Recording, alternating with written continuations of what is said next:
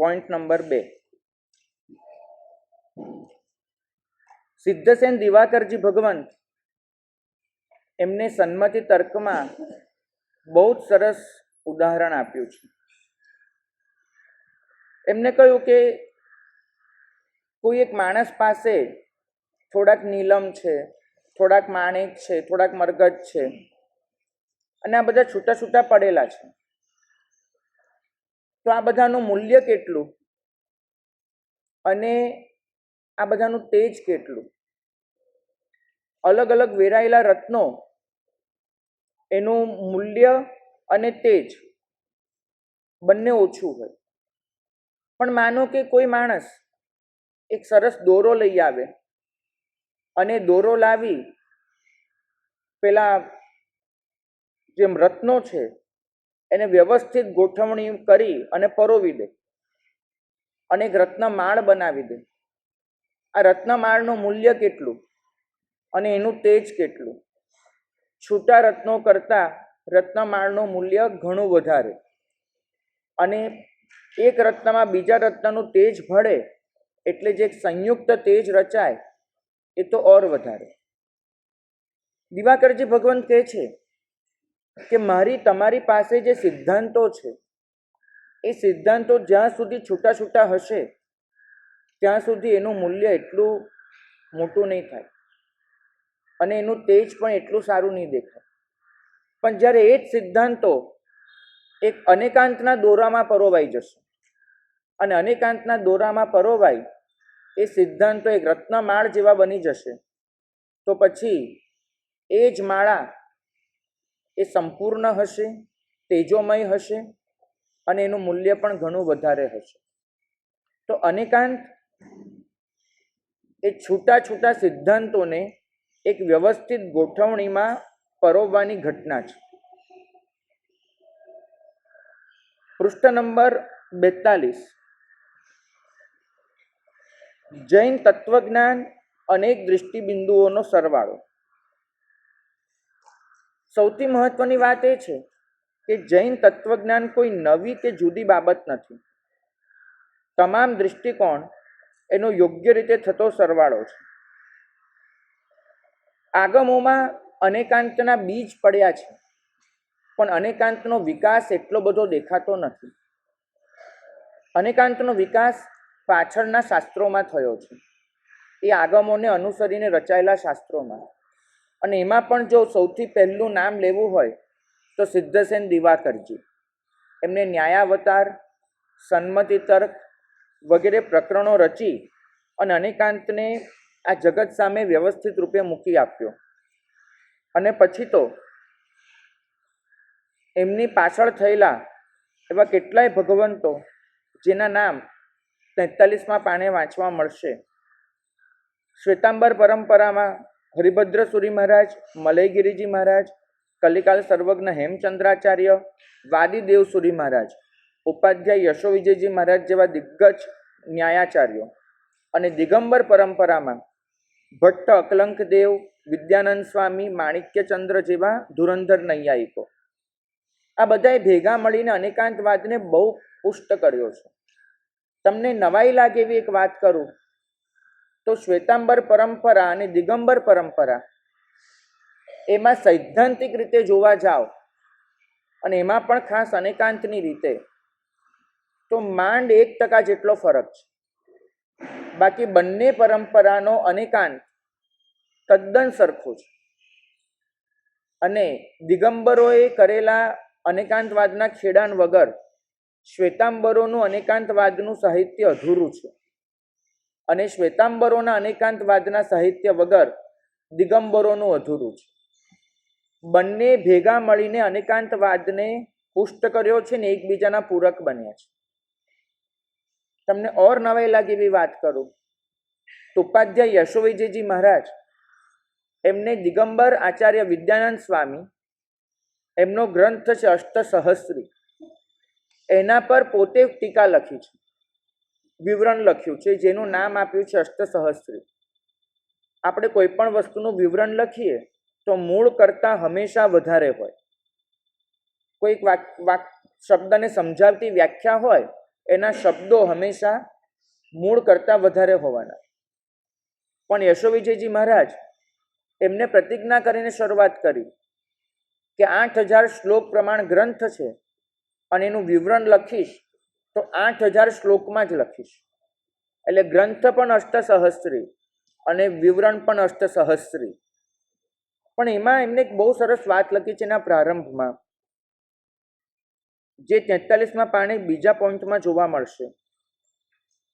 એમને એવું લખ્યું છે કે પ્રભુ પાસે અમે એટલું શીખ્યા છીએ કે સત્યનો અંશ જ્યાં પણ હોય ત્યાં માથું ઝૂકી જવું જોઈએ. અમને આ ગ્રંથમાં સત્યનો પ્રકાશ દેખાયો છે, માટે અમે એનું વિવરણ રચવા માટે તૈયાર થયા છીએ. અને પછી એમને એક નોંધ મૂકી છે કે કોઈક બીજાનું છે માટે સત્ય ન હોઈ શકે એ રીતે વિચારવું એનાથી મોટું મિથ્યાત્વ કયું હોય. બહુ માર્મિક પ્રશ્ન છે કે બીજાનું છે માટે અસત્ય, માટે સત્ય ન હોય, આવી વિચારધારા એ સ્વયં એક મિથ્યાત્વ છે.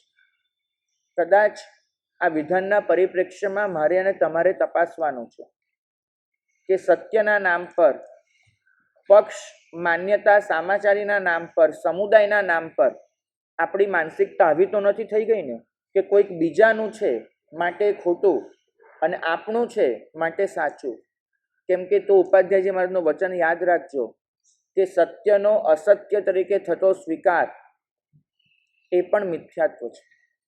આપણે એક મિથ્યાત્વ તો શીખ્યા કે કુદેવ કુરગુરુ કુધર્મ, એટલે કે અસત્યને સત્ય તરીકે સ્વીકારવું એ મિથ્યાત્વ, એ તો મગજમાં બેસી ગયું છે.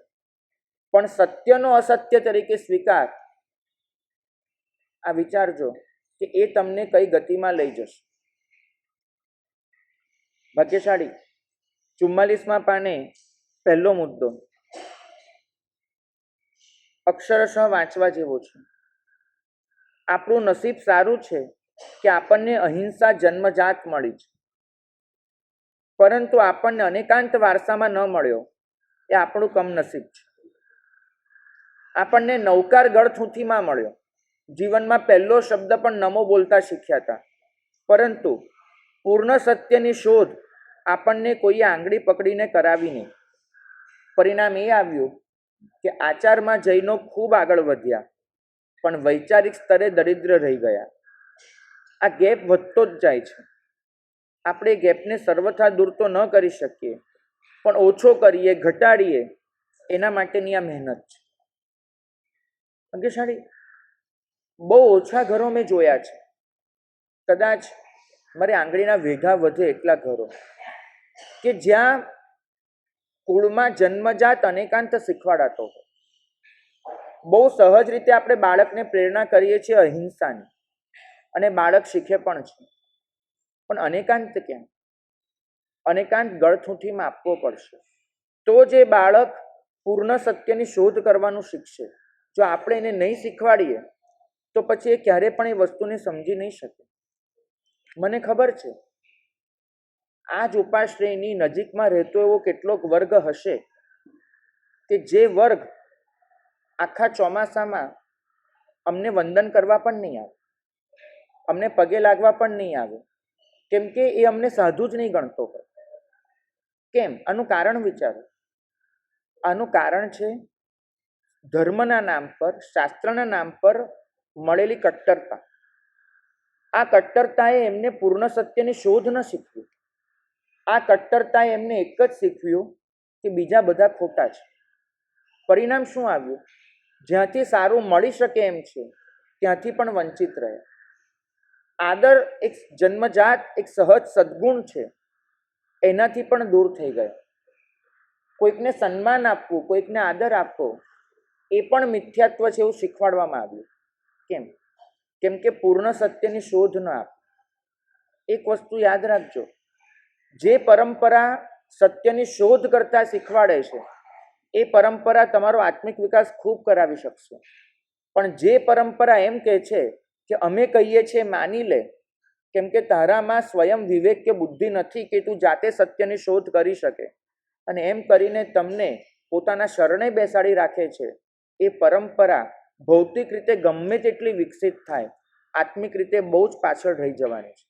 કેમ કે ક્યારેય તમારી આંખો નહીં ખુલે.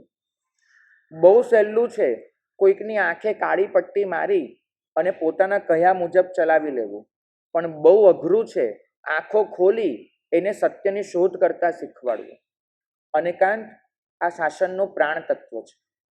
જો તમે પૂર્ણ સત્યની શોધ કરવાનું જાતે નહીં શીખો, ભલે તમારી પાસે જેટલા પણ માપદંડો છે, ભલે થોડુંક ચપટી બુદ્ધિ છે તમારી પાસે, પણ એ ચપટી બુદ્ધિને પણ તમારે ત્રાજવામાં મૂકી અને સત્યને તોલવું પડશે.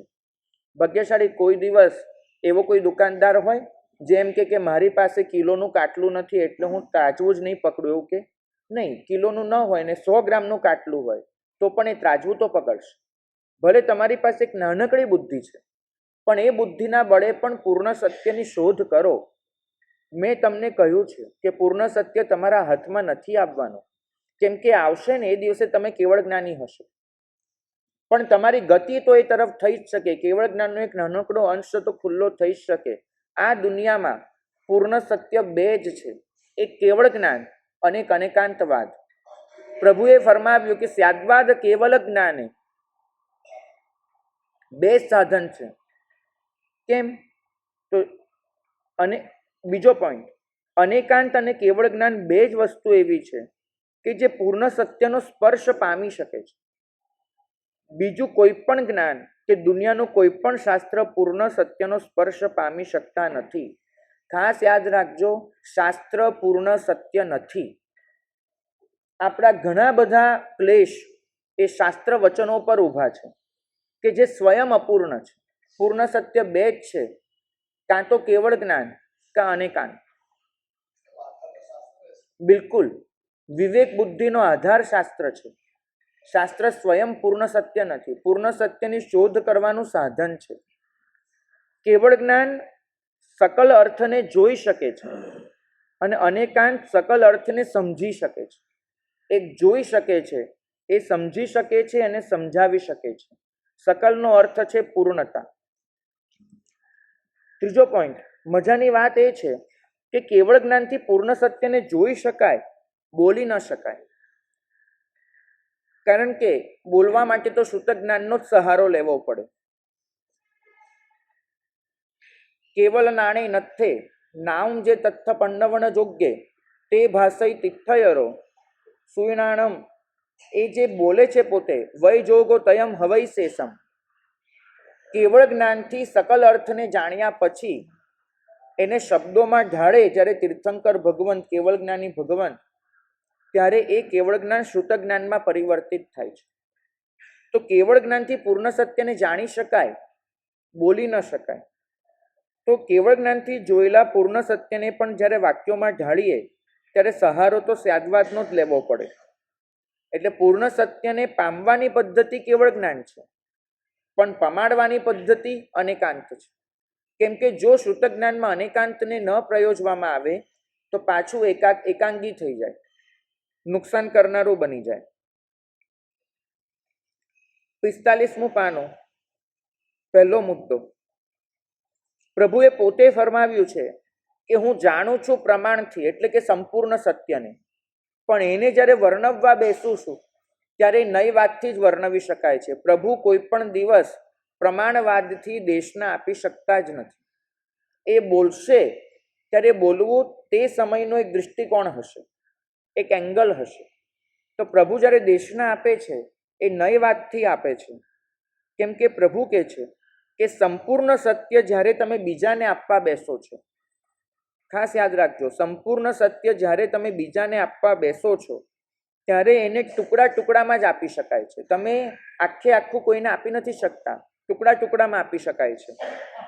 એટલે માનો કે સંપૂર્ણ સત્ય એ 10 ટુકડા છે, તો દરેકના હાથમાં એક એક ટુકડો આવે છે. તકલીફ ક્યાં થાય છે કે પ્રભુ દર્શનના ક્રમને ઓળંગી શકે છે. બીજો મુદ્દો, દર્શનનો ક્રમ ઓળંગી જવો એટલે એક સાથે સંપૂર્ણ તત્વને જોઈ લેવું.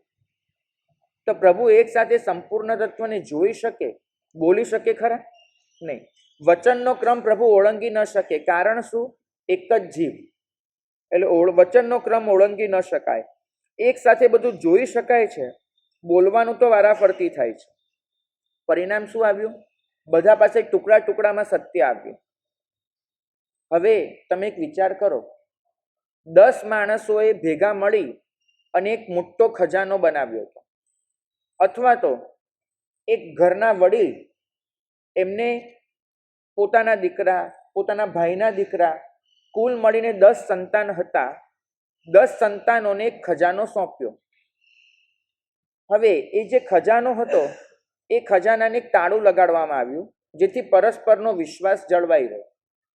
અને એ જે તાળું હતું એ તાળાને એવી રીતે બનાવવામાં આવ્યું હતું કે 10 ચાવી ભેગી થાય તો જ એ તાળું એક સાથે ખુલી શકે. મેં પોતે 4 ચાવીવાળું તાળું જોયેલું છે કે તમે એક સાથે 4 ચાવી લગાડો તો જે તાળું ખુલે. તો માનો કે એવું 10 ચાવીવાળું તાળું છે. હવે 10 જણને એક એક ચાવી આપી દેવામાં આવી, ત્યાં તાળું અને એની તમારા પાસે ચાવી. પેલા લોકોને જિંદગીભર એ તાળું ખોલવાની જરૂર ન પડી. હવે દરેક જણ જ્યારે કાળ કરી ગયા ત્યારે પોતાના સંતાનને વારસામાં પેલી ચાવી આપતા ગયા અને કીધું શું કે બેટા ચાવી સાચવીને રાખજે, ખજાનાની ચાવી છે. આવું એમને કહ્યું. એટલે 10 બાળક એમની પાસે ખજાનાની ચાવી આવી. પણ બાપા એવું નહોતું કીધું, અથવા કીધું હોય તો બાળકે સાંભળ્યું નહીં કે બેટા ખજાનાની કુલ મળીને 10 ચાવી છે, એમાંથી એક તારી પાસે છે. એમને ખાલી શું યાદ રહ્યું કે મારી પાસે જે છે એ ખજાનાની ચાવી છે, આટલું યાદ રહી ગયું. હવે પેલા 10 બાપા કાળ કરી ગયા, 10 બાળકો રહ્યા, સંતાનો રહ્યા. હવે દરેક સંતાન શું સમજે છે કે મારી પાસે શેની ચાવી છે? ખજાનાની. હવે ક્યાંક એને સાંભળ્યું કે પેલો એવું કહેતો હતો કે મારી પાસે ખજાનાની ચાવી છે, તો આ સંતાન શું કહેશે? એ ચાવી ફ્રોડ છે, નકલી છે. સાચી ચાવી તો મારા બાપા આપતા ગયા છે, કારણ કે વારસો મારા બાપા પાસે હતો, ચાવી મારા બાપા પાસે હતી ને મને આપતા ગયા છે. તો એને જો કોઈ સમજાવવા જશે કે તારા જેવા બીજા 9 જણ છે તો એમ જ કહેશે કે 9 ખોટા છે. ક્યાં સુધી આ વસ્તુ રહેશે? જ્યાં સુધી એ ચાવી એનો ગર્વ ખતમ ન થાય અને ચાવી લગાડીને તાળું ખોલવાની કોશિશ ન કરે. એ તાળું ખોલવા જાય ને ત્યારે સમજાય એને કે આ તાળું ખોલવા માટે જેમ મારી ચાવી જરૂરી છે એમ બીજા 9ની ચાવી પણ જરૂરી છે. પણ એ તાળું ખોલવાનો પ્રયત્ન જ ન કરે તો આખી જિંદગી શું ચાલુ રહેશે? કોની ચાવી સાચી, કોની ચાવી ખોટી? મોક્ષ છે એ પણ એક તાળું છે જે અનેક સિદ્ધાંતોની ચાવીથી ખુલે છે. તકલીફ શું થઈ છે? તમારા બાપાએ તમને એક ચાવી આપી, તમારા બાપાએ તમને દીધી, તમારા બાપાએ તમને દીધી. તમારા મનમાં એ વસ્તુ રહી ગઈ કે આ સિદ્ધાંત એ મોક્ષ માર્ગ છે અને મને મોક્ષ સુધી લઈ જશે. પણ તમને એ શીખવાડવામાં નહોતું આવ્યું, અથવા શીખવાડ્યું તો તમે સમજ્યા નહોતા કે ભાઈ બીજા પાસે પણ એ જ તાળાની ચાવી છે કે જે ભેગી બધી જ લાગુ પાડશો ત્યારે તાળું ખુલવાનું છે. પરિણામ આખી જિંદગી તમે એમાં જ રહી જાઓ છો કે કોનો સિદ્ધાંત સાચો અને કોનો સિદ્ધાંત ખોટો. આખી જિંદગી ક્યારે પણ એ બધા સિદ્ધાંતોને ભેગા કરીને તાળું ખોલવાની મહેનત નથી કરતા. તાળું અકબંધ રહી જાય છે, ચાવીના ઝઘડા ચાલુ થાય છે. જે ખરેખર એ તાળું ખોલી અનેકાંતનો ખજાનો અંદરથી પામી લેવાનો છે, બરાબર, એ ખજાનો ઢંકાયેલો જ રહી જાય છે અને આખી જિંદગી ચાવીની માથાકૂટ ચાલુ રહે છે. પરિણામ શું આવ્યું? ખજાનામાંથી વંચિત રહી ગયા. 46મું પાનું, બીજો મુદ્દો.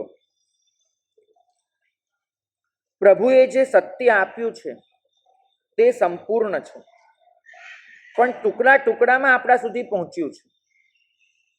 સંપૂર્ણ સત્ય એક સાથે આપવું એ શક્ય જ નથી. કોઈ આપી જ ન શકે. કોઈક ટુકડો મેં પકડ્યો, કોઈક ટુકડો તમે પકડ્યો અને પછી એ ટુકડાનો આપણે મોહ કર્યો. સ્યાદવાદનું મૂલ્ય. હરિભદ્ર સુરી મહારાજ એમને એક અદ્ભુત પ્રશ્ન પૂછ્યો છે. એમને કીધું છે કે કોઈ પણ સાધકને તમે પૂછો કે તારે આ સાધના કરીને પહોંચવાનું ક્યાં છે? તો દરેક સાધક શું જવાબ આપશે તમને? મોક્ષ. આ જવાબમાં ક્યારે પણ ફરક પડશે? ક્યારે પણ? કોઈ પણ સાધક એના સાધ્યમાં ફરક હોય છે? નહીં. બધા જ એમ કે છે કે જવાનું તો મોક્ષે છે. આજ સુધી જૈન શાસનમાં કોઈ પણ દિવસ એવો સંપ્રદાય રચાયો કે જેને એમ કીધું હોય કે મોક્ષે જવાની જરૂર જ નથી, એવું કીધું હોય, એવો કોઈ સંપ્રદાય રચાયો નહીં. તો સાધ્યની બાબતમાં ક્યારેય ઝઘડો પેદા થયો જ નથી. કોઈ પણ દિવસ આ શાસન કે પર શાસન સાધ્યની બાબતમાં ઝઘડો પેદા થતો જ નથી. પણ હવે તમે એ બધા સાધકોને ભેગા કરીને એક બીજો પ્રશ્ન પૂછો કે ક્યાં જવાનું છે મોક્ષમાં, એ તો અમને સમજાઈ ગયું, પણ મારો પ્રશ્ન છે કે મોક્ષે કેવી રીતે જવાય? તો હવે શું થશે? હવે બધાના જવાબો એક સરખા હશે? ના. તો જ્યાં સાધનનો પ્રશ્ન આવે છે ત્યાં ઝઘડા ચાલુ થાય છે, ત્યાં પરસ્પરના મતભેદ છે. સાધ્યમાં કોઈને મતભેદ નથી. સાધ્ય બધાનું એક જ છે, મોક્ષ. આજ સુધી ક્યારે પણ કોઈ ગત છે એવો નથી બન્યો, કોઈ પક્ષ, કોઈ માન્યતા, કોઈ ધારણા એવી નથી જન્મી કે મોક્ષે જવા જેવું નથી. બધા જ માને છે કે મોક્ષ એ સાધ્ય છે, પણ ક્લેશ થાય છે સાધનના નામ પર. તમે જેવા સાધનના પ્રશ્નો લાવો ને, 47મા પાને પ્રશ્ન ચાલુ થશે, એક તિથિથી મોક્ષે જવાય કે બે તિથિ? મોક્ષે આ રીતે જવાશે કે આ રીતે જવાશે? મોક્ષે આ માર્ગથી જવાશે કે આ માર્ગથી? તો મહત્વનો મુદ્દો, ઝઘડા માર્ગના હોય છે, મંજિલના નહીં. મંજિલ તો બધાને ખબર છે કે મોક્ષ છે. જે ઝઘડો છે એ માર્ગનો છે. 47મા પાને પહેલો મુદ્દો. અનેકાંત આપણો આ દૃષ્ટિકોણ બદલી નાખે છે. એ આપણને સમજાવે છે કે સાધન પર કેન્દ્રિત ન થાવ, સાધ્ય પર થાવ.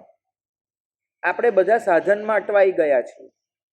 આપણે એમ કહીએ છીએ કે મોક્ષે જવું હોય તો આ તો ભણવું જ પડે, આચરણ તો આ જ કરવું પડે, આ આચરણ કરશો તો જ મોક્ષે જવાશે. તો આપણે નિયમો શેના કર્યા? સાધનના. નિયમો શેના ઘડ્યા? સાધનના. વિશ્વાસ શેનો કરાવવાનો પ્રયત્ન કરીએ છીએ? સાધનનો. અનેકાંત આપણને શીખવે છે સાધનો એક કરતાં વધારે હોઈ શકે છે. તમારી દૃષ્ટિ સાધ્ય તરફ રાખો. તમારે ક્યાં પહોંચવાનું છે નક્કી રાખો. દૃષ્ટિ જો સાધ્ય તરફ હશે તો પછી સાધનમાં તમને મતભેદ કે ક્લેશ નહીં થાય. તમે દરેક સિદ્ધાંતને સાધન તરીકે જોઈ શકશો. પણ જો સિદ્ધાંત સાધ્ય બની ગયું તો નક્કી માનજો, શાસ્ત્ર અને સત્યના નામ પર કટ્ટરતા આવશે, કદાગ્રહ આવશે, બીજાને ખોટા ગણવાની વૃત્તિ આવશે. ભાગ્યશાળી અમે જ્યારે વિહાર કરીએ છીએ ને, કેટલી વખત એવું બને છે કે બે ગ્રુપ સામસામેથી પસાર થતા હોય અને આ વેશ એની સાથે જોડાયેલી એવી કોઈ નબળી વાત નથી, માનો કે એવો કોઈ ભયંકર શિથિલાચાર નથી, અને તો પણ એ બંને ગ્રુપ એકબીજાને સાધુ ગણવા તૈયાર ન હોય, તો સામાન્ય રીતે બે સાધુ સામે મળે, અભૂખ્યો ખામીને થતું વંદન કે દ્વાદશાવર્ત વંદન એ સામાચારીનો પ્રશ્ન હશે, પણ એક સામાન્ય આદર ભાવ કે પ્રભુનો વેશ છે, પ્રભુનું ચારિત્ર છે, એક સામાન્ય આદર ભાવ, એક મથૈણ વંદામી, આટલો શબ્દ પણ મોઢામાંથી નથી નીકળતો.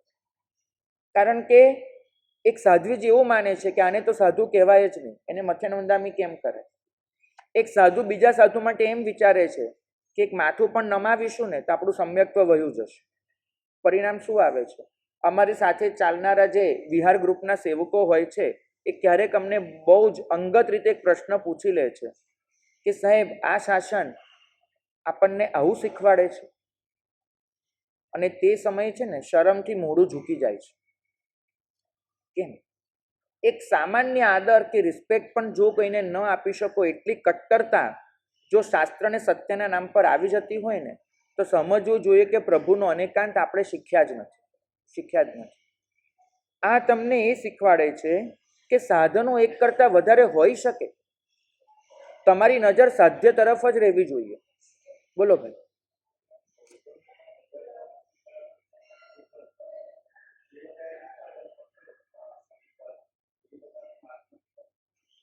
ભાગ્યશાળીનો પ્રશ્ન છે કે બૌદ્ધોની દૃષ્ટિ પણ મોક્ષ તરફ જ છે. એ લોકો પણ સાધ્ય તરીકે મોક્ષને સ્વીકારે છે, પણ એમનો સિદ્ધાંત છે ક્ષણિકવાદનો. એ સાધન છે, તો આપણે જીવનમાં અપનાવી લેવાય. એ લોકો માર્ગમાં કહેવાય કે ન કહેવાય?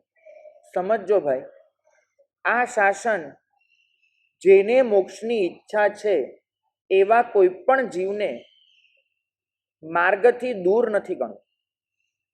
એ એટલું કહે છે કે તમે જો સમ્યક્વી છો તો તમે માર્ગસ્થ છો, તમે જો સમ્યક્ત્વની નજીક છો તો તમે માર્ગપતિ જ છો, અને તમે જો સમ્યક્ત્વથી દૂર છો પરંતુ મોક્ષની ઈચ્છા લઈને બેઠા છો તો માર્ગાનુસારી છો. તો માર્ગાનુસારી છો, માર્ગપતિ જ છો કે માર્ગસ્થ છો, તમે માર્ગથી સંપૂર્ણ દૂર નથી. એક બૌદ્ધ એના સિદ્ધાંતને આપણે કયા દૃષ્ટિકોણથી જોઈ શકીએ? તો એક અપેક્ષાએ કે જો મારે વૈરાગ્ય ભાવના ઘૂંટવી છે તો મારે આ સૃષ્ટિને પર્યાયાર્થિક નયથી જોવી પડશે, અને પર્યાયાર્થિક નયથી જોઈશ તો મને આ સૃષ્ટિ એ સતત ક્ષણિક દેખાશે.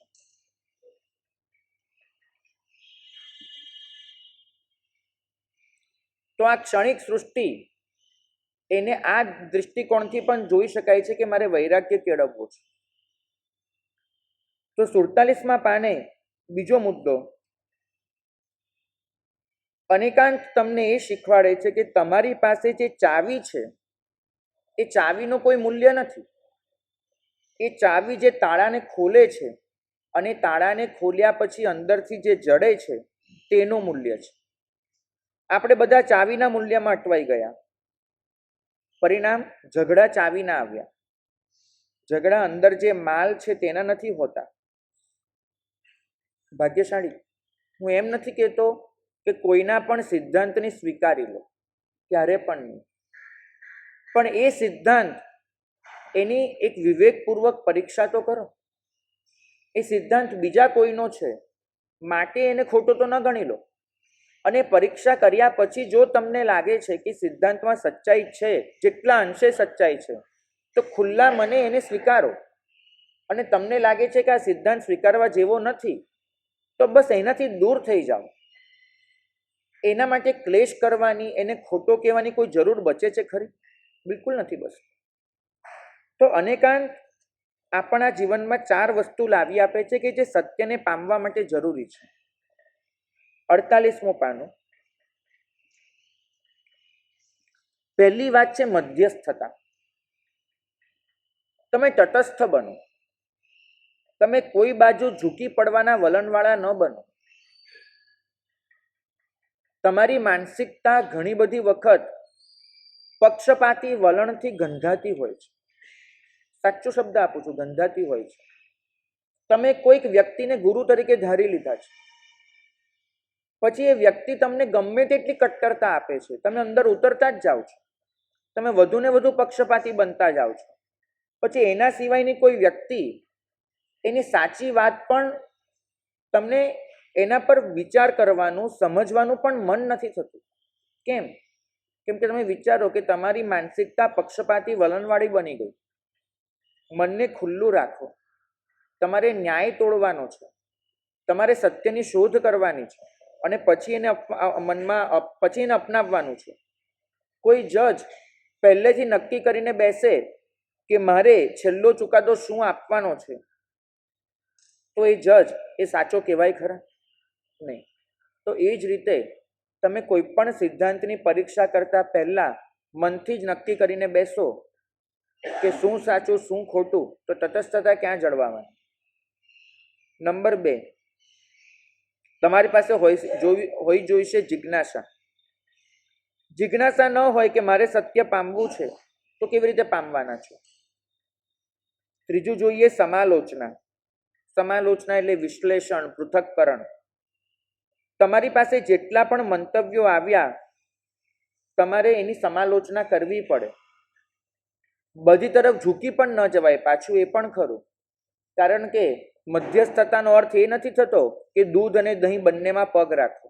આવો એનો અર્થ નથી થતો. પરીક્ષા તો કરવાની જ છે. બાકી જે પણ દેખાયું એને અપનાવી લીધું તો તમે ઓર ભટકી જવાના, બિલકુલ નહીં. તો સમાલોચના કરવી પડે અને કેટલું સત્ય કેટલું અસત્ય ત્રાજવે તોડવું પડે. બિલકુલ, પણ તમારી પાસે ક્યાં સમયની ખોટ છે?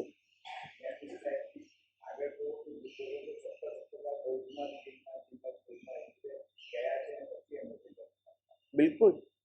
પરીક્ષા વગર આ શાસને ક્યાંય પણ સત્ય સ્વીકારવાનું શીખવ્યું નથી, સિવાય કે તમે બચપણમાં કુલાચારનો ધર્મ કરી લો. તમે બાળક છો, કુલાચારનો ધર્મ કરી લો, પણ જેવી તમારી દૃષ્ટિ ઉઘડે છે, પ્રભુએ પરીક્ષા કરવાનું જ શીખવ્યું છે. માટે જ પ્રભુએ સમવસ્ત્રણમાં ઘોષણા કરી હતી કે જમ સેયમ તમ સમાયરે, તને તારી બુદ્ધિથી જે સાચું લાગે છે એ કર. એક બાજુ ગીતાજીનું વચન હતું, બરાબર. ગીતાજીમાં શું લખ્યું છે કે સર્વાન ધર્માન પરિત્યજ્ય મામ એકમ શરણમ વ્રજ.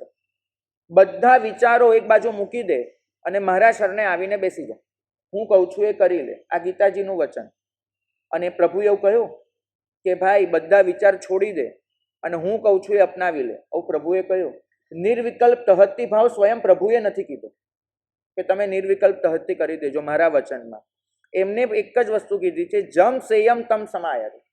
તને લાગે છે જેમાં કલ્યાણ એનું આચરણ કર. હું તો તને બંને બાજુની દિશા દેખાડી દઉં છું. તો ભાગ્યશાળી જાય જે શાસન તમને જિંદગીના પહેલા દિવસથી પરીક્ષા કરવાનું શીખવે છે, પ્રશ્નો પૂછવાનું શીખવે છે, તમારી તાર્કિકતા, તમારી બૌદ્ધિકતા, તમારી સમાલોચન શક્તિ એને ઉત્તેજન આપે છે. એ શાસન તમને આંખો બંધ કરીને કોઈને પણ અનુસરવાનું કેવી રીતે શીખવાડશે? આ શાસન પરીક્ષાનું શાસન છે. આ શાસન સમર્પણનું શાસન ક્યારે બને છે? કે જ્યારે પરીક્ષાથી તમારા હાથમાં સત્ય આવી જાય છે. ભાગ્યશાળી અનેકાંત આપણા જીવનમાં ચારે વસ્તુ લાવી આપશે. એ તમને મધ્યસ્થતા શીખવાડશે. એ તમારી બુદ્ધિને એટલી પરિકર્મિત કરશે કે કોઈ પણ બાબત તમારી આગળ રજૂ થાય તમે સતત એ વિચાર કરશો કે આનો એંગલ કયો હોય, આ કઈ રીતે કહેવાય રહ્યું છે. એંગલ નહીં પકડાય ને તો કોઈની પણ કોઈ પ્રવૃત્તિ એના માટે તમે જે અભિપ્રાય આપશો એ અભિપ્રાય ઘણી બધી વખત ખોટો હોવાની સંભાવના છે. જેમ કે અમારી આગળ એક પ્રશ્ન આવ્યો હતો કે કોઈક મહાત્મા એમને એક અજૈન સંસ્થાને દાન આપ્યું હતું, એક મોટું દાન. તો જૈનોએ અજૈન સંસ્થાને દાન અપાય કે ન અપાય? તો કેટલાક લોકોનો અભિપ્રાય બન્યો કે ન અપાય, કેટલાક લોકોનો અભિપ્રાય પડ્યો કે અપાય. એ બંને પક્ષના લોકો મારી પાસે આવ્યા. મેં એમને કહ્યું કે પહેલાં તમે જે મહાત્માએ કામ કર્યું છે એને પૂછ્યું કે તમે કયા અભિપ્રાયથી આ દાન આપ્યું? તો પહેલાં તેમનો આશય સમજો. એ આશયને સમજ્યા પછી તમે નક્કી કરો કે આશય સાચો કે ખોટો. આપણે તો આશય સમજવાની જ મહેનત નથી કરતા, સીધી પ્રવૃત્તિને જોઈ લઈ અને જજમેન્ટ આપી દઈએ છીએ. આ ખોટું છે. તો અનેકાંત તમને શીખવાડે છે કે પહેલાં તો આશયને પકડો, એંગલને સમજો, અને જેમ જેમ સત્ય તમારા હાથમાં આવતું જશે તેમ તેમ તમને નવું ને નવું સત્ય એ શોધવાનું ગમશે. અનેકાંત તમારી આ શોધને ચાલુ રાખે છે અને ત્યાં જઈને પૂરી થાય છે કે જ્યારે તમારા હાથમાં પૂર્ણ સત્ય આવે, કેવળ જ્ઞાન આવે, ત્યાં સુધી સતત આ શોધ ચાલુ રહેશે. 49મા પાને આજના દરેક જૈનનો એક પ્રશ્ન છે કે પરમાત્માના વચનો બધાને એક સરખા મળ્યા.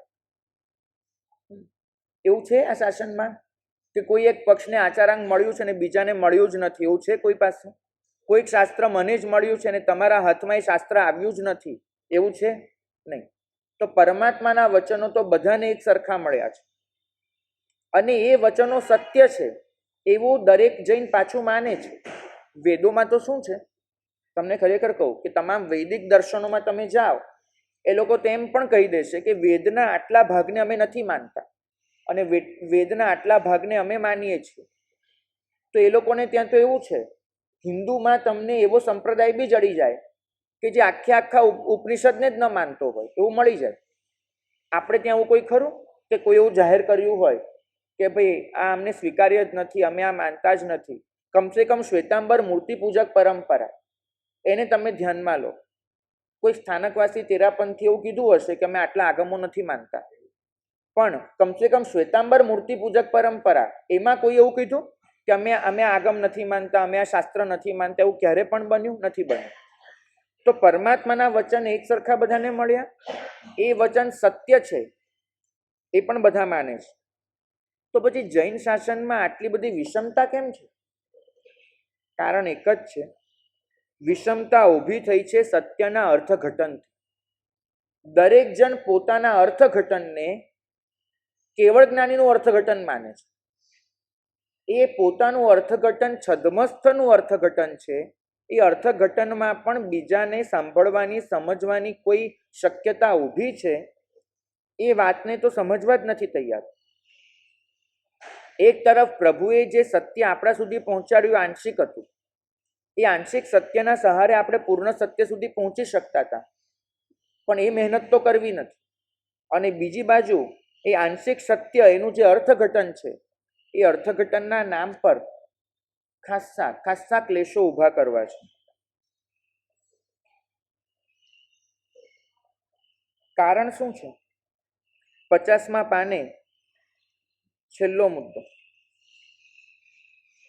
નવી પેઢીને સત્ય પમાડવાની મહેનત બહુ મોડી શરૂ થાય છે. જેટલી સહજતાથી બાળકને બચપણમાં એમ કહો છો કે કીડી પર પગ ન મુકાય અને અહિંસાના સંસ્કાર આપો છો, એટલી જ સહજતાથી અનેકાંતના સંસ્કાર પણ આપો.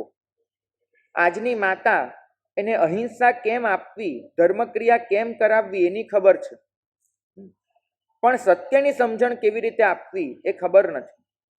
એટલે બાળકનો દૃષ્ટિકોણ વિકસિત નથી થતો. 51મા પાને પહેલો મુદ્દો. આપણી પાઠશાળાઓમાં સત્ય પમાડવા પર ધ્યાન અપાય એ બહુ જરૂરી લાગે છે. જૈન ધર્મ પણ સમજણપૂર્વક આપો, કેમ કે આત્મા કર્મ આનું સાચું સ્વરૂપ પણ અનેકાંત વગર પકડી ન શકાય. અનેકાંત થોડો પણ સમજ્યા હશો ને તો શું થશે કે જીવનમાં કંઈ પણ તમારી સામે આવશે તો તમે એમાંથી સત્યને શોધી લેશો અને એને પકડી લેશો. લગભગ જઈને અમને પૂછે છે કે સાહેબ, પાઠ પરથી એક મહાત્મા આવું કે બીજા મહાત્મા આવું કે અમારે કોનું માનવું?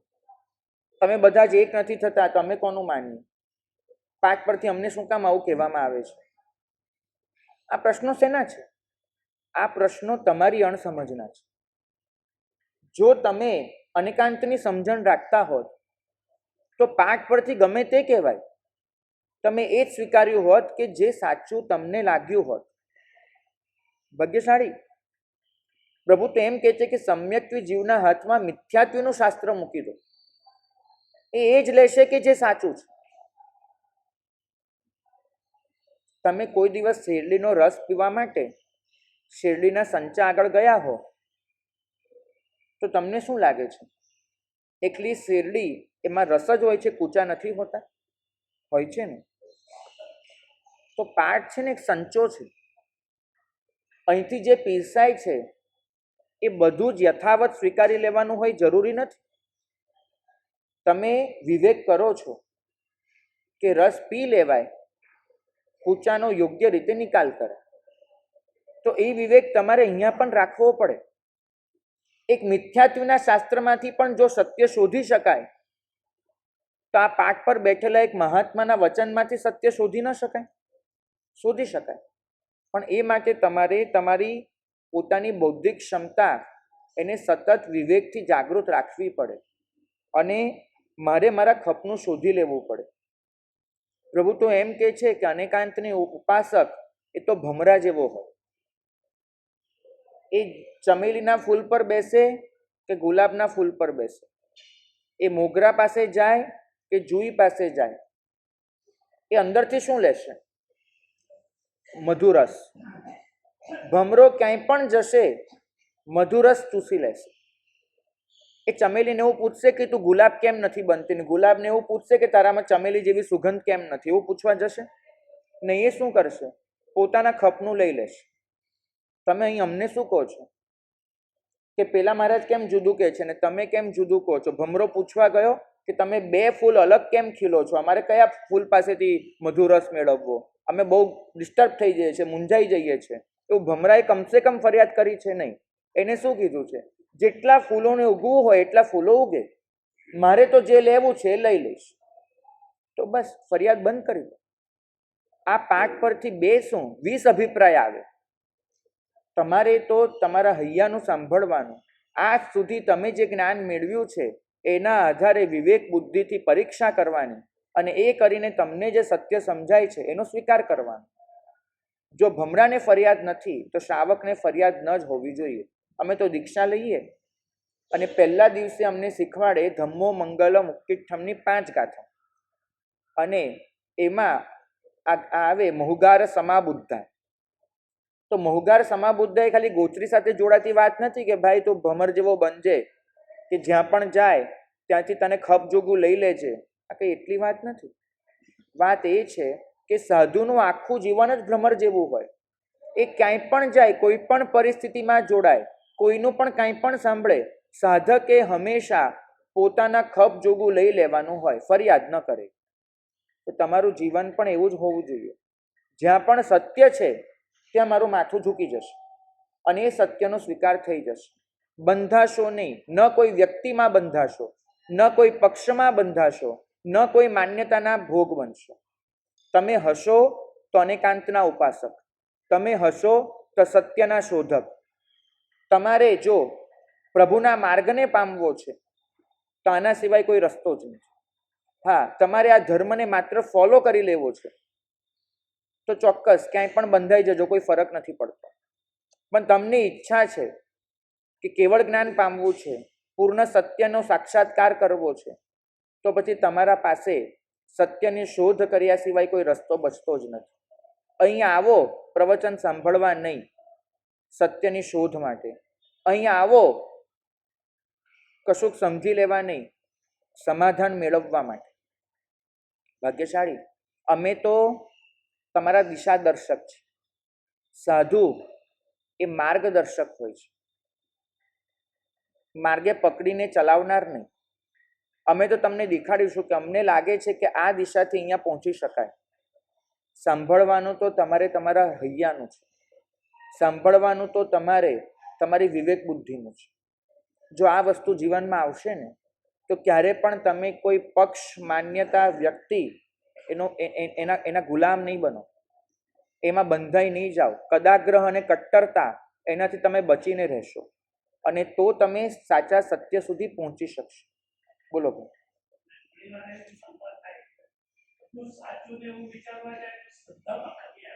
મેં તમને કીધું કે બધું સાચું છે એવું વિચાર, એવું કીધું. મેં કીધું કે બધે સત્યની શોધ કરો. ભમરોય કોઈ વાર નકલી ફૂલ પર બેસી જાય છે.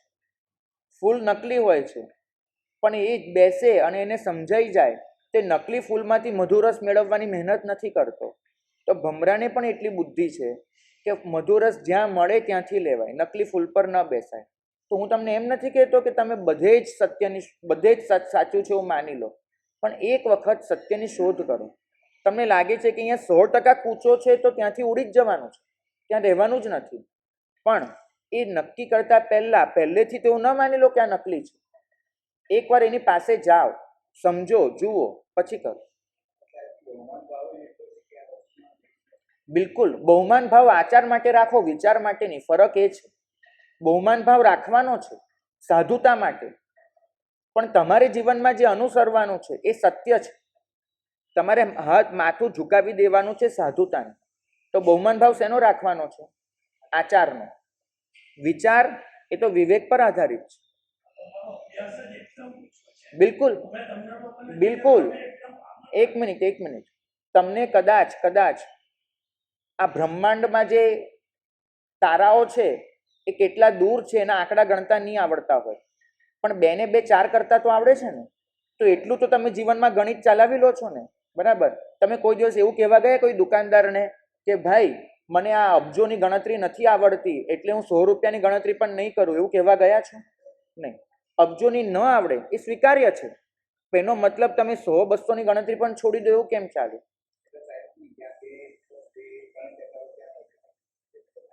બિલકુલ.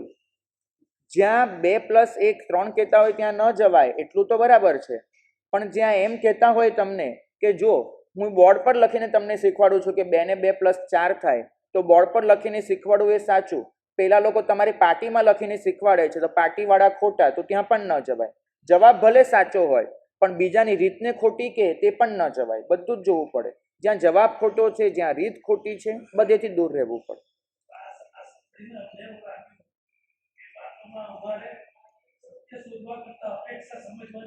બિલકુલ, સત્ય શોધવા માટે અપેક્ષાની, સત્ય શોધવા માટે અપેક્ષા સમજવાની જરૂર છે. પૂર્ણ વાક્ય આવું બનશે.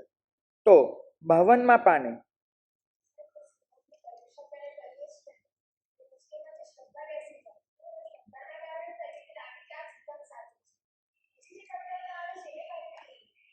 બિલકુલ શ્રદ્ધા તમને અત્યારે જે સત્ય સમજાય છે એના પર કરી લેવાની છે, એની કોઈ ના નથી.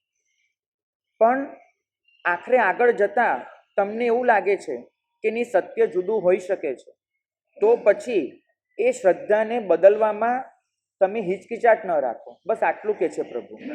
કોઈ વખત એવું બને છે કે પ્રારંભિક સ્તરે તમારી શ્રદ્ધા જુદી હોય, આગળ જતા તમને લાગે કે સત્ય કંઈક નવું હાથમાં આવ્યું છે, તો એ વખતે આપણને એમ થાય છે કે મારી શ્રદ્ધા તો પેલી હતી, અને શ્રદ્ધાને બદલવા તૈયાર નથી થતા, એ ખોટી વસ્તુ છે.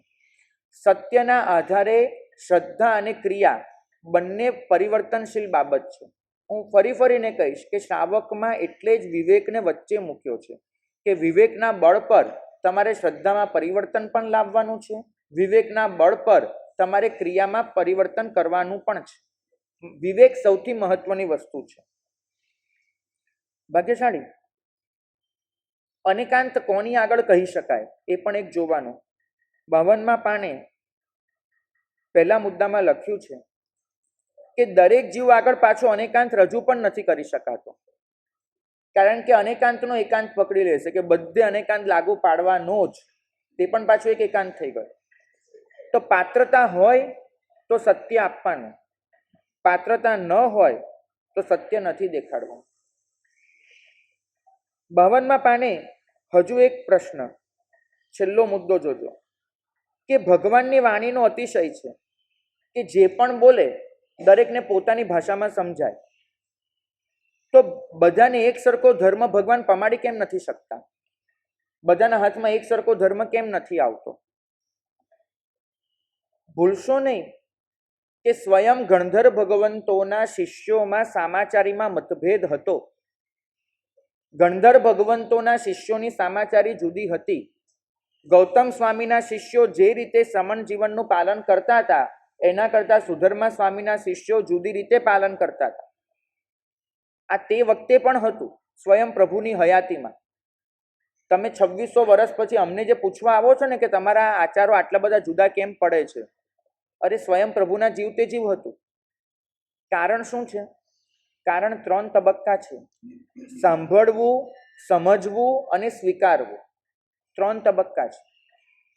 હું તમારી આગળ અત્યારે ધારો કે સંસ્કૃતમાં બોલી જાઉં તો તમે સાંભળી તો શકશો ને, પણ સમજી શકશો ખરા? નહીં. તો પહેલો તબક્કો છે સાંભળવું, બીજો તબક્કો છે સમજવું. પ્રભુનો અતિશય આ બીજા તબક્કા સુધી પહોંચે છે. એ દરેકને પોતાની ભાષામાં સમજાવી શકે છે. પણ મહત્વનો છે ત્રીજો તબક્કો કે સ્વીકારવું. અહીંયા પ્રભુનો અતિશય નથી પહોંચતો, કેમ કે પાત્રતા પર આધારિત છે. પ્રભુ દરેકને એની ભાષામાં સમજાવી શકે, પ્રભુ દરેકને સ્વીકાર ન કરાવી શકે. સ્વીકાર તો પોતાની પાત્રતા પર છે, એના પર નિર્ભર છે. અને પાત્રતા દરેકની વધતી ઓછી હોય, પરિણામે સ્વીકાર પણ વધતો ઓછો થાય. પરિણામ પાત્રતા પ્રમાણે સામાચારી જુદી જુદી બને. પાત્રતા પ્રમાણે એક જ વસ્તુ, એને આરાધવાના રસ્તા દરેકને જુદા જુદા દેખાય અને દરેક જણ પોતાના માર્ગે ચાલે. જો પ્રભુના વખતમાં આ વસ્તુ હતી તો આજના વખતમાં એ જ હોય.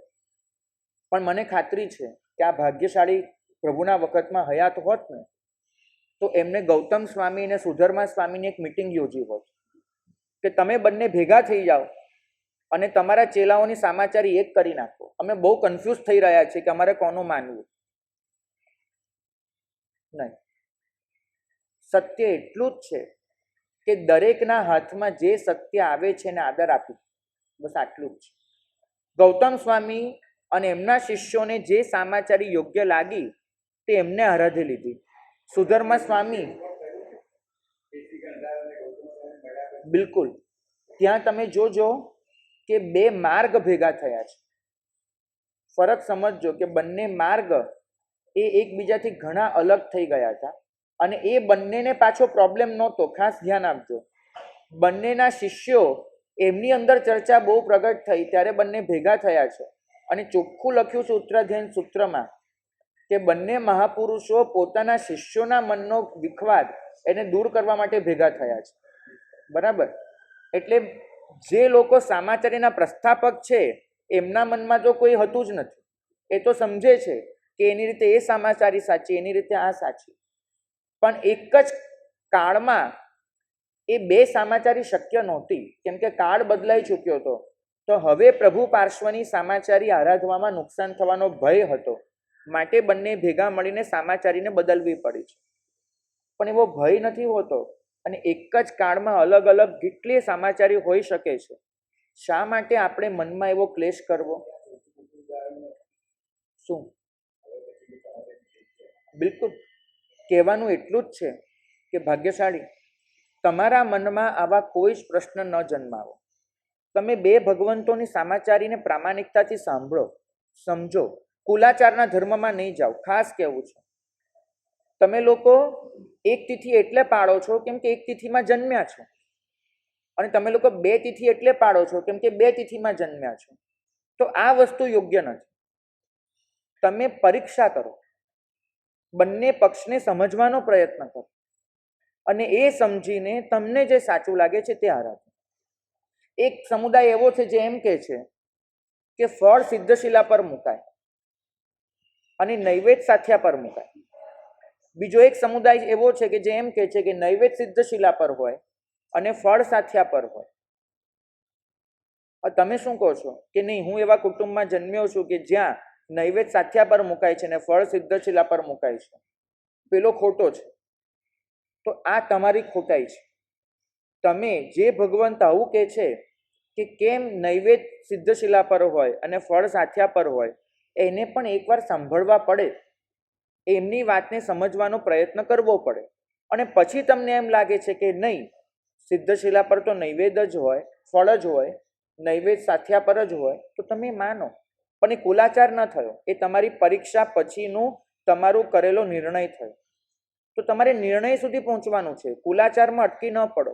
અને ધારો કે તમને ટાઈમ નથી મળતો જ્યાં સુધી એ આશયને સમજવાનો, ત્યાં સુધી કમસે કમ એક કામ કરો કે એને ખોટા ન કહો. તમે ત્યાં સુધી સિદ્ધશિલા પર ફળ અને સાથિયા પર નૈવેદ્ય મૂકવાનું ચાલુ રાખો. માનો કે તમારી પાસે બુદ્ધિ નથી, માનો કે તમારી પાસે સમય નથી, માનો કે તમારી પાસે ત્યાં જવાની અનુકૂળતા નથી, એ આશયને સમજવાની સમય નથી, બુદ્ધિ નથી, અનુકૂળતા નથી. તો જે વ્યક્તિ સિદ્ધશિલા પર નૈવેદ્ય મૂકે છે અને સાથિયા પર ફળ મૂકે છે, એને ખોટા કહેવાનું સમજવાનું બંધ કરી દો. કોઈ પણ સામાચારીની પરીક્ષા જ્યાં સુધી ન થાય ત્યાં સુધી એના માટે તટસ્થ ભાવ રાખવાનો, એને સાચી કે ખોટી કહેવા નહીં બેસવાની. અને કાંત આટલું શીખવે છે તમને.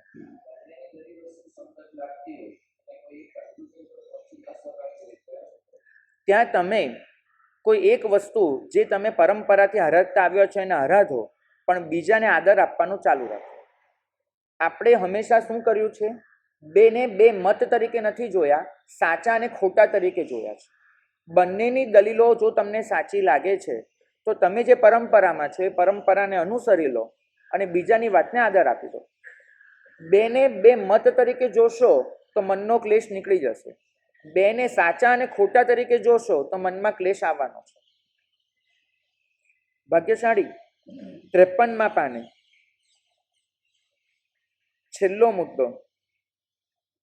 સમ્યક્ત્વીના જીવનમાં એવું બનવાનું જ છે કે એનાથી ખોટું સત્ય પકડાઈ જાય, બને, કેમ કે છદ્મસ્થ છે, આવું બની શકે. ડર ન રાખો.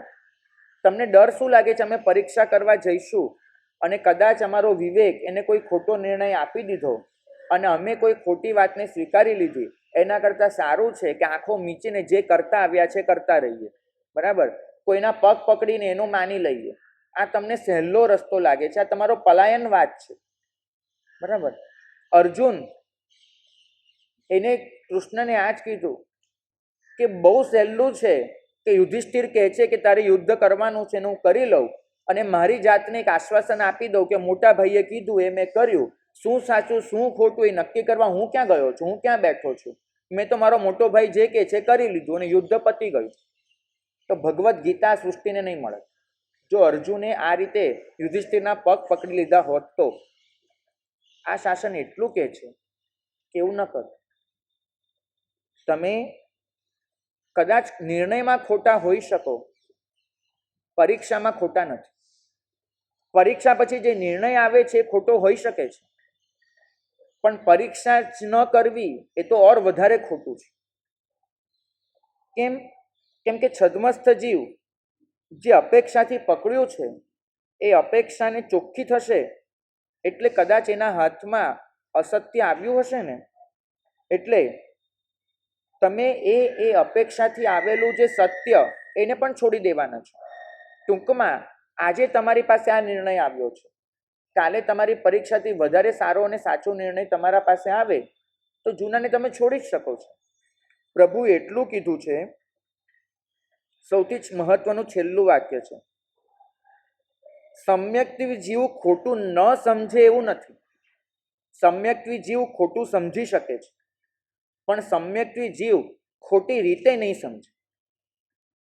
ખોટું સમજવું એનાથી જેટલું નુકસાન છે એના કરતાં વધારે નુકસાન ખોટી રીતે સમજવામાં છે, પરીક્ષા કર્યા વગરની કટ્ટરતામાં છે. તો સમ્યક્તિ જીવ ખોટું સમજી શકે છે, ખોટી રીતે નથી સમજતો. 54મું પાનું. આચારમાં પણ અનેકાંતવાદ લાગુ પડી શકે છે.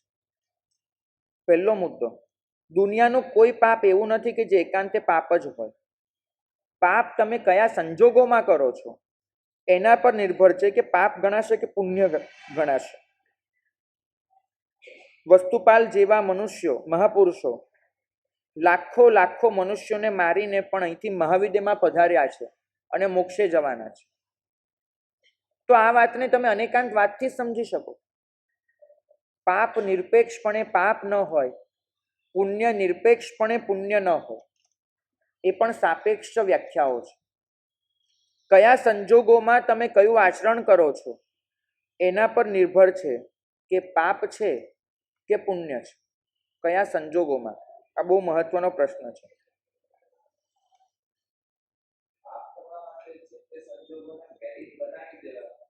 એ તો ખોટું જ છે, બિલકુલ ખોટું છે, બિલકુલ. એ મુદ્દો આગળ આવશે. 55મું પાનું.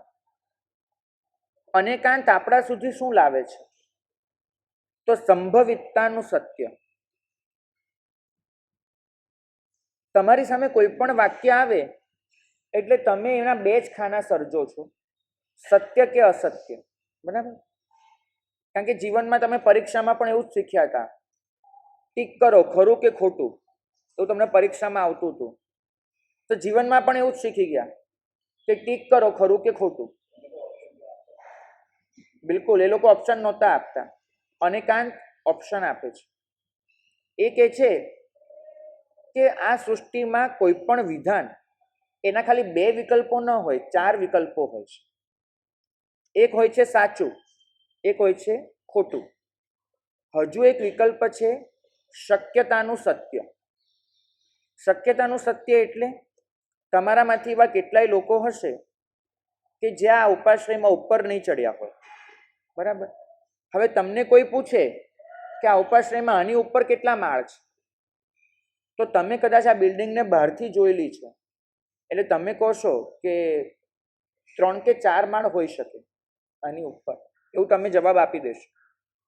તો આ થયું શક્યતાનું સત્ય કે જેમાં તમે શ્યોર નથી અને તમે કબૂલ પણ કરો છો કે હું શ્યોર નથી. તમારા જવાબમાં કોઈને કોઈ રીતે વસ્તુ આવી જાય છે કે હજુ તમને સંશય છે.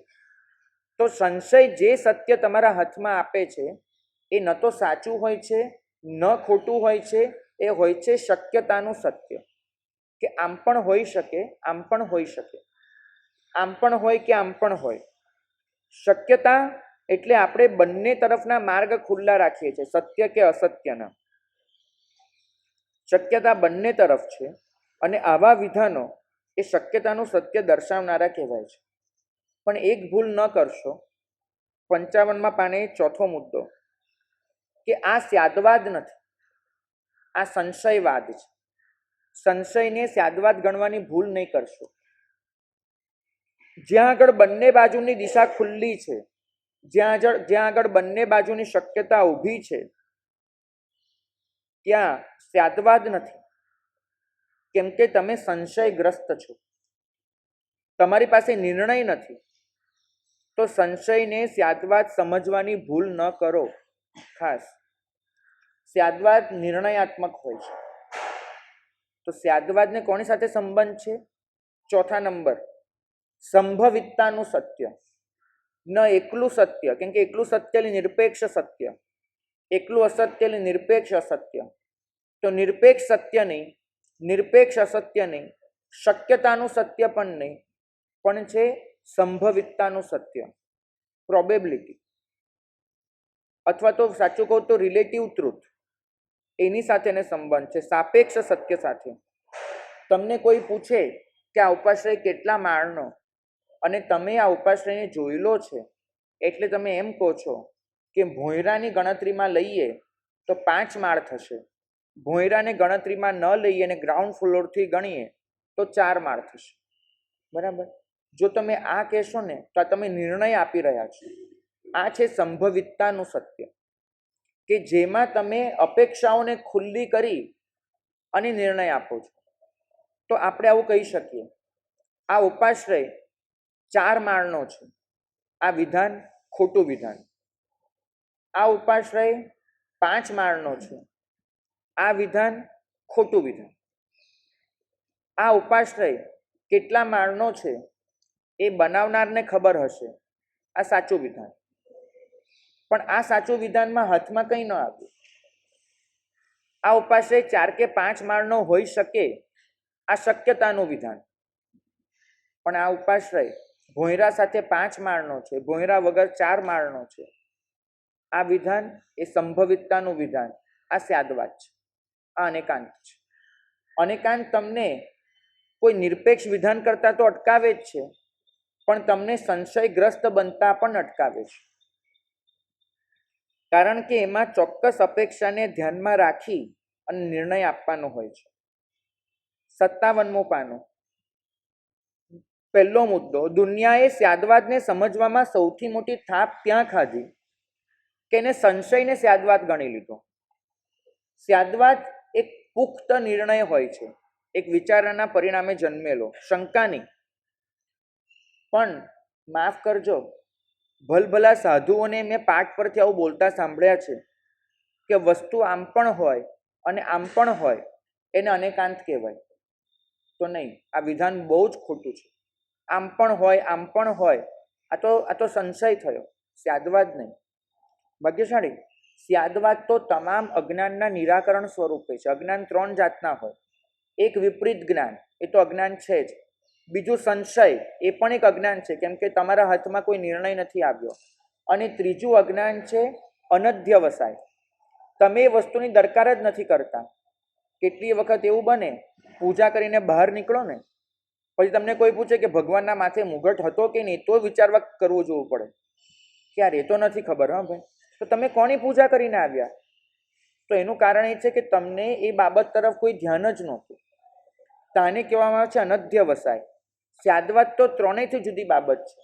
ન વિપરીત જ્ઞાન, ન સંશય કે ન અનધ્યવસાય. ત્રણેયનો છેદ ઉડે ત્યારે તમે સ્યાદવાદ સુધી પહોંચો છો. તો 58મું પાનું, પહેલો મુદ્દો, શક્યતાના સત્યમાં બંને બાજુની દિશા ખુલ્લી હોય છે અને તમે નિર્ણયમાં નથી પહોંચ્યા હોતા. જ્યારે સંભવિતતાના સત્યમાં તમે નિર્ણયની અવસ્થામાં હો છો, પણ તમે સમજતા હો છો કે હવે પછી જે સત્ય કહેવાશે તે સાપેક્ષ સત્ય હશે.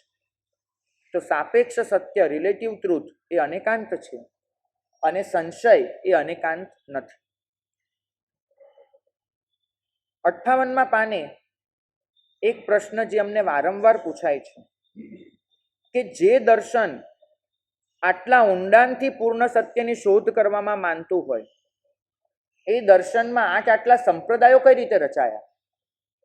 જે દર્શન સમન્વયની ચાવી લઈને બેઠું છે અને પાછું એમ કે છે કે વિશ્વમાં સમન્વય અને સંવાદ સાધવાની આનાથી વધારે સારી અને સાચી ચાવી હોઈ ન શકે, એ ધર્મ પોતાની અંદર એ દર્શન આટલા સંપ્રદાયો અને સંપ્રદાયો વચ્ચેનું વૈમનસ્ય એ કઈ રીતે લઈને બેઠું છે? તો પહેલાં તો એ સમજીએ કે સંપ્રદાયો ઊભા થાય છે તો ક્યાંથી થાય છે. નેમિચંદ્ર સુરી મહારાજ કરીને એક પ્રાચીન આચાર્ય ભગવાન, એમને એમના જમાનામાં જે અનેક સંપ્રદાયો અને ગચ્છો હતા એ ક્યાંથી ઊભા થયા એનો અભ્યાસ કર્યો અને અભ્યાસ કરીને લખ્યું, એક સત્ય, એક એનાલિસિસ આપ્યું કે મને લાગે છે કે સંપ્રદાયો સર્જાવામાં મુખ્યત્વે 7 કારણ જવાબદાર હોય છે અને 7 કારણની એમને નોંધ કરી છે એ જમાનામાં. મને તો એ 7 કારણ વાંચ્યા પછી એવું લાગ્યું કે આમાં કશું જ ખોટું નથી. તો આપણે એક એક કારણ જોઈ લઈએ કે સંપ્રદાયો, જરૂરી નથી કે સંપ્રદાયને કોઈ અલગ લેબલ લાગે, પણ એ ખરું કે જ્યારે કંઈ પણ મતભેદ ઊભા થાય છે, જ્યારે કંઈક જુદાઈ ઊભી થાય છે, ભલે પછી અલગ નામ લાગે સમુદાયનું કે ન લાગે, પણ આ હોય છે તો કેમ હોય છે? એના 7 કારણ. પહેલું કારણ છે, એમને લખ્યું છે ઈર્ષ્યા. કોઈની તરફથી એટલી બધી વધી જાય છે કે ખમી શકાતી નથી, એટલે એક સ્વતંત્ર મત ઊભો કરવાનું મન થાય છે કે આપણે આપણું કંઈક ઊભું કરતા જઈએ. કેવું થાય? એક ગુરુ છે, એના 4-5 સમર્થ શિષ્યો છે.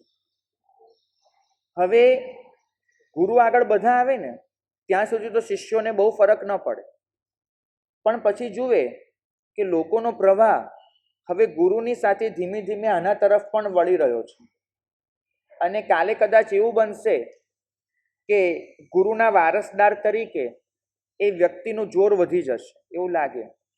એટલે પછી છે ને મનમાં એક વસ્તુ ચાલુ થાય કે હવે મારું પણ કંઈક અલગ હોવું જોઈએ, લોકોને હું પણ મારા તરફ ખેંચવાની કોઈક મહેનત કરું. તો આ એક ઈર્ષ્યામાંથી જન્મ લે છે કે એની પાસે આટલું છે, મારી પાસે નથી. અને આ જે માનસિકતા છે, કોઈની તરફથી ન ખમી શકવાની માનસિકતા, એને લીધે એક નવો સંપ્રદાય જન્મ લેશે. ફરીથી કહું છું, કદાચ લેબલ લાગે કે ન લાગે, પણ તમને દેખાઈ જશે કે આ ગ્રુપ અલગ પડી રહ્યું છે. બીજું છે કારણ પ્રસિદ્ધિની ભૂખ. આખરે તો સાધુ માણસમાંથી આવતો હોય છે, એટલે કેટલીક વખત સંસાર છૂટી જાય છે. સંસારીપણું નહીં. સંસાર તો ભૌતિક પદાર્થો છે, પણ સંસારીપણું એ ભૌતિક વાસનાઓ છે. વસ્તુ છૂટી જાય અને વાસના બચી જાય પછી શું થાય કે યશ, કીર્તિ, આ બધું અહીંયા પણ બહુ ગમે અને એમ થાય કે ભાઈ કંઈક અલગ કરીશું, કંઈક નોખું કરીશું, તો એક આપણો એક વર્ગ બનશે, એક અનુયાયી વર્ગ ઊભો થશે. તો પ્રસિદ્ધિની ભૂખ એ સંપ્રદાયને જન્મ અપાવે. ત્રીજું કારણ વૈચારિક મતભેદ. બહુ સરસ ઉદાહરણ અપાયું છે કે કાલકાચાર્ય ભગવાન, એમની આગળ એક સમસ્યા આવી હતી કે ભાદરવા સુદ પાંચમના દિવસે ઇન્દ્ર મહોત્સવ પણ છે અને સંવત્સરી પણ છે. બંને પર્વો તદ્દન જુદી જાતના છે, સામસામે અથડાઈ રહ્યા છે. આપ કોઈ નિરાકરણ આપો. અને કાલકાચાર્ય ભગવાન એમને ભાદરવા સુદ પાંચમની શું કરી? ભાદરવા સુધી ચોથ, સંવત્સર એક દિવસ આગળ લીધું. એને લીધે શું થયું કે આપણા પક્ષી પ્રતિક્રમણ જે પૂનમે થતા હતા એ 14ના થયા. તો આને લીધે એ પણ થયું કે ચોમાસી પ્રતિક્રમણ અને પક્ષી પ્રતિક્રમણ એ બંને ભેગા થઈ ગયા. તો આપણા 3 પ્રતિક્રમણ ઓછા થઈ ગયા. આપણે 3 ચોમાસી અને 21 પક્ષી આવી રીતે કરીએ છીએ, બરાબર છે? જે વાસ્તવમાં 24 પક્ષી હતા અને 3 ચોમાસી હતા, પણ તિથિ બદલાઈ એટલે ઓર એક વસ્તુ થઈ. હવે પાછળ એટલે આગળ જતા ઇન્દ્ર મહોત્સવ ભારતમાં થવાનો બંધ થઈ ગયો. લગભગ પ્રદેશોમાં ઇન્દ્ર મહોત્સવ થવાનો બંધ થઈ ગયો. તો એક પક્ષને એવું લાગ્યું કે જે કારણથી આપણે પાંચમની ચોથ કરી હતી અને જે કારણથી આપણે પૂનમની ચૌદસ કરી હતી એ તો હવે કારણ જ નથી બચ્યું. તો હવે આપણે પાછા મૂળ માર્ગમાં શિફ્ટ થઈ જઈએ, પાંચમ કરી દઈએ તો કોઈ પ્રોબ્લેમ નથી. એટલે એમને પાછી પાંચમ સ્વીકારી લીધી. બરાબર. કેટલાકને એમ થયું કે નહીં, એ પાંચમની ચોથ કરનારા મહાપુરુષ હતા, યુગ પ્રધાન હતા અને આપણે વર્ષોથી ચોથની જ આરાધના કરી છે. હવે પાછી ચોથની પાંચમ કરવા જઈએ તો આપણો એક દિવસ વધી જાય તો, અનંતાનુબંધી કસાય થઈ જાય તો, વગેરે વગેરે વિચારો આવ્યા. તો એમને ચોથ પકડી રાખી. હવે તમે તદ્દન નિષ્પક્ષ બનીને વિચારો કે આ બંનેમાંથી કોણ સાચું છે ને કોણ ખોટું છે. એક તટસ્થતાથી નિર્ણય આપવાનો છે. તમને દેખાશે કે બંનેમાંથી એક પણ ભગવંતને શાસન માટે, શાસ્ત્રો માટે, સત્ય માટેનું સમર્પણ એક અંશમાં પણ ઓછું નથી. બરાબર. કોઈએ પોતાનું સમ્યક્ત્વ ગુમાવ્યું છે આ વિચારણામાં? કોઈ એમ કીધું છે કે અમને શાસન માન્ય નથી, શાસ્ત્ર માન્ય નથી, એવું કીધું છે? નહીં. બે વિચારધારા છે અને આ બંને વચ્ચે વૈચારિક મતભેદ છે. હવે આ વૈચારિક મતભેદ એનું સોલ્યુશન કોણ આપી શકે? બે જ આપી શકે. એક કેવળ જ્ઞાની ભગવંત આપી શકે કે જેને જ્યાં સુધી પહોંચવાની આપણામાંથી કોઈની તાકાત નથી. બરાબર. કેવળ જ્ઞાની ભગવંતો માર્ગદર્શન આપે એ હવે શક્ય નથી. બહુ સારું હોત કે આપણે સિમંદર સ્વામીને પૂછી લે કે સાહેબ શું કરવું, આપ કહી દો, પાંચમ કરીએ કે ચોથ ઊભી રાખીએ. સિમંદર સ્વામી કોઈ જવાબ આપી દે ને આપણો વાત પૂરી થઈ જાય. પણ હવે શક્યતા નથી. તો હવે કેવળ જ્ઞાન જ્યાં સાધન તરીકે ઉપલબ્ધ નથી ત્યાં તમારે કયું સાધન લગાડવાનું? અનેકાંત. આ ભૂલો નહીં. તમે શું કરો છો? કેવળ જ્ઞાન જ્યાં સાધન તરીકે ઉપલબ્ધ નથી ત્યાં તમે સાધન તરીકે શાસ્ત્રને મૂકો છો. આ વસ્તુ નહીં ચાલે. તમે ત્યાં સાધન તરીકે સામાચારીને મૂકો છો, નહીં ચાલે. તમે ત્યાં સાધન તરીકે ગુરુ પરંપરાને મૂકો છો, નહીં ચાલે. તમારે ત્યાં અનેકાંતને મૂકવું પડે. અને અનેકાંતના પરિપ્રેક્ષ્યમાં તમને દેખાય કે બંને જણ પોતપોતાની રીતે સાચા છે અને કયું એક જણ સાચું એ નિર્ણય લેવાની છદ્મસ્થની ક્ષમતા નથી. તો પછી મને જે પક્ષ વધારે રૂચે છે, મને જે પક્ષ પરંપરાથી મળ્યો છે એનું હું આરાધી લઉં, પણ બીજા પક્ષને ખોટો ન કહું. પણ જો હું ખોટો કહું તો વૈચારિક મતભેદ આગળ જતા સંપ્રદાયોને જન્મ આપે. તો કેટલાય બધા સંપ્રદાયો આવી રીતે વૈચારિક મતભેદ પર ઊભા થયા છે, જે બંને શાસનને, શાસ્ત્રને, સત્યને વફાદાર હોય છે. પણ એ વફાદારી એમાં ક્યાંક જુદાઈ આવી જાય છે અને નવો સંપ્રદાય જન્મ લઈ લે છે. ચોથું કારણ, આચારના ભેદ પ્રભેદ. કેટલીક વખત આચારની ઝીણી હજારો વાતો છે, હજારો કહું છું, કદાચ લાખો હશે, પણ એ હજારો વાતમાંથી કોઈ એક વાતની પકડ બંધાઈ જાય છે અને એ પકડને લીધે એવું થઈ જાય છે કે આ આચાર તો આવો જ હોવો જોઈએ અને એ પકડ આગળ જતા સંપ્રદાયનું રૂપ લે છે. તમે જોયું છે કે સાધુ ભગવંતના દાંડા, અમે હાથમાં જે દાંડો રાખીએ કે સાધુજી ભગવંત જે નાની દાંડી રાખે એ કોઈકની શ્યામ હોય છે અને કોઈકની સફેદ હોય છે. આવું તમે જોયું છે? બરાબર. કયું સાચું છે, શ્યામ રાખવી કે સફેદ રાખવી? કયું સાચું છે? નહીં. પણ આ શાસનમાં સાધ્વીજી ભગવંતનું એક ગ્રુપ છે કે જે ગ્રુપ એમ માને છે કે સફેદ દાંડો રાખીએ એ સાધુતા ખંડિત થાય છે ને એને સાધુ તરીકે ગણી જ ન શકાય. એવું એક ગ્રુપ હું પોતે ઓળખું છું. મેં એમનો સંપર્ક કરીને મેં પૂછવાનો પ્રયત્ન કર્યો. તેમને મને એમના જે કારણો હતા તે આપ્યા, જે કારણોમાં મને કોઈ લોજિક ન દેખાયું, પણ એવું માને છે. તો તમે વિચાર કરો કે જો સંપ્રદાયો ઊભા જ કરવા હોય તો કારણોની ખોટ ક્યારેય નથી પડવાની. જો કંઈક કરવું હોય, અરે તમે તો શું માનો છો?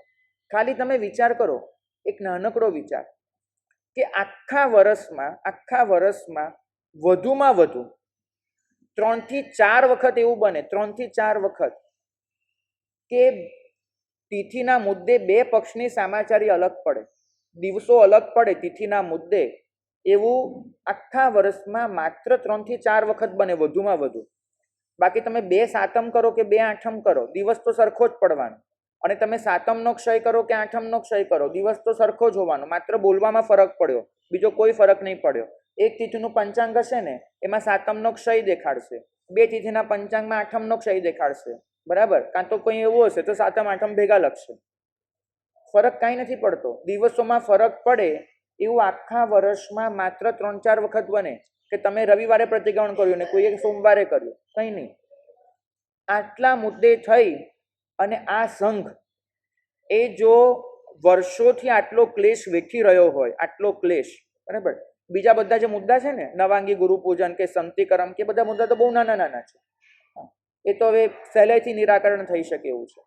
પણ ખાલી જે મુદ્દો વર્ષમાં 3-4 વખત આવે છે એમાં પણ તમને બહુ પ્રામાણિકતાથી પૂછું, કોઈ માણસ 14 ને બદલે પૂનમે ઉપવાસ કરે કે 13 ઉપવાસ કરે તે ખોટું કહેવાય નહીં? એનો ઉપવાસ કર્યો ને બસ ફળવાનું જ છે, બરાબર. એટલે પચખાણમાં આપણને વાંધો નથી, પૂજામાં વાંધો નથી, પૌષધમાં વાંધો નથી. કોઈ માણસ 14 બોલે 13 પૌષધ કરે તો તમને કોઈ પ્રોબ્લેમ નહીં? પ્રોબ્લેમ. પૂજા કરે તો કોઈ પ્રોબ્લેમ નહીં.